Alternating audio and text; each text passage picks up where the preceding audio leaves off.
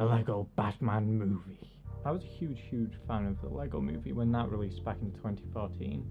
So much so, in fact, that I own a small Lego set from the film just so that I can have Emmett and Wildstyle, two of the main leads in that movie. And that was actually part of my top 5 favourite films of that year. And is among Toy Story and How to Train Your Dragon as my 3 favourite animated feature films. So I think it's safe to say I was really looking forward to this follow-up movie. The Lego Batman is the first follow-up film, but is not a direct sequel, but instead a standalone entry, creating a shared universe, as it's called amongst the kids of today, and of course follows the very Batman supporting character from the first film. The trailer's released a small while ago now, and I was impressed. I wasn't ever expecting too much from this spin-off, and I especially didn't expect it to live up to the first film, but it still seemed to hold that Lego charm, humour and heart that started in 2014. And today, I got to see an advanced screening, just ahead of its official release in a week or so, and it was okay. It was okay. I know some of you will probably put my opinion down to too much hype built off my love for the first Lego movie or whatever, but that's honestly not the case.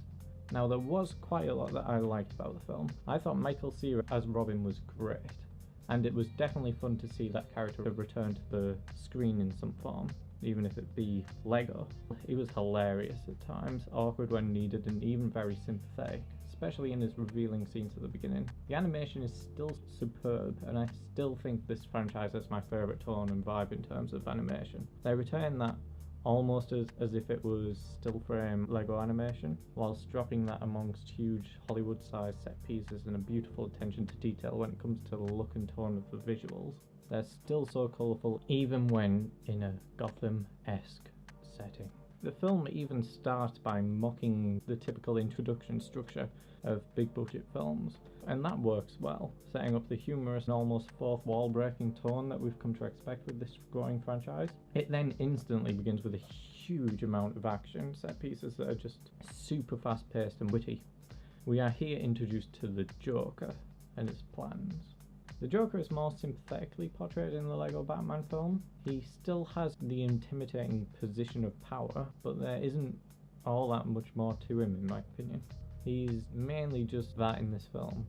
I am of course aware that this is the Lego interpretation of the Joker, and as a movie suitable for children, more on that later. But like, take away his iconic look, and I wouldn't really shout Joker from his characterization here. He's mainly just a tool in the structure of the film for Batman as the main protagonist, to have an emotional response to fit in with the film's overall themes. Batman himself is alright, he's still got that great dry sense of humour that we all come to love him for, but they try to humanise him a bit more here, as they should considering it's about him. He ends up being a character exploring his actions and responsibilities and has a decent character arc, although I don't think he works as well when the film is just about him. I personally thought he worked a lot better as the egotistical unusual side character with the likes of Emmett leading the film. Most of the humour exits halfway through the film, and I found myself no longer laughing. And that's one thing I came to expect from this film, to laugh. The first half of it was great, offering great lines and some fantastic set pieces, but it just lost all of its humour and never seemed to find it again towards the end, which was a bit of a shame. Sound like I hate this film. Why? What have you been saying? Just, I don't even hate it though. It's just points, critical points. The fact that this is a spin-off film from the Lego movie means we don't get any Emmett or Wildstyle, and I do feel like there's a lot missing without them. I think the filmmakers tried to make up for this in some ways by incorporating elements of both characters into the likes of Robin and Barbara Gordon, as I did notice Barbara felt very much like a stripped down Wildstyle. That's another thing. I didn't really find much to be memorable. I think I'm still going to remember fondly of this Lego Batman for the stuff he did in the Lego movie, instead of the Lego Batman. Perhaps the biggest problem I have with the film is its big focus on the large-scale action sequences that are simply that city-ending destruction scenario from the Lego movie, stripped down in emotional weight and repeated numerous times throughout. When I said that the film instantly begins with a huge amount of action, I personally enjoyed that, But then after about the halfway point, everything was pretty much just that to me. The film began to feel like it was looping itself over and over again because of this, and because of that, I find it hard to remember any distinguishable action sequences. The same goes for the more emotional scenes or character scenes, as there is a lot of attempts at those as well, and to me fell into the same issue.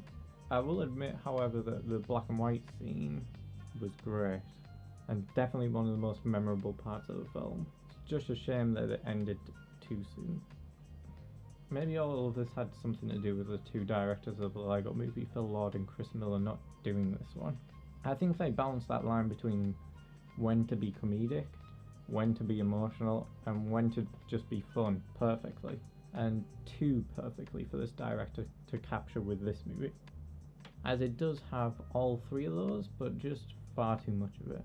I did love the many callbacks and references to older Batman media though, such as a surprising amount of classic 1960s TV Batman, and they also managed to cram in a few other pop culture references I enjoyed too.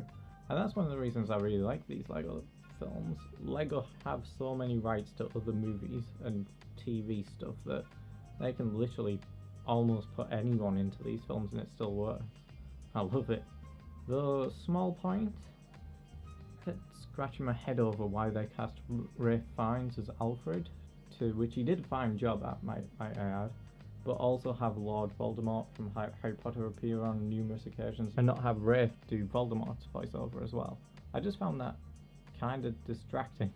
Nothing bad, of course, just something nitpicky. Anyway, my overall rating for the Lego Batman movie is 6.0 out of 10.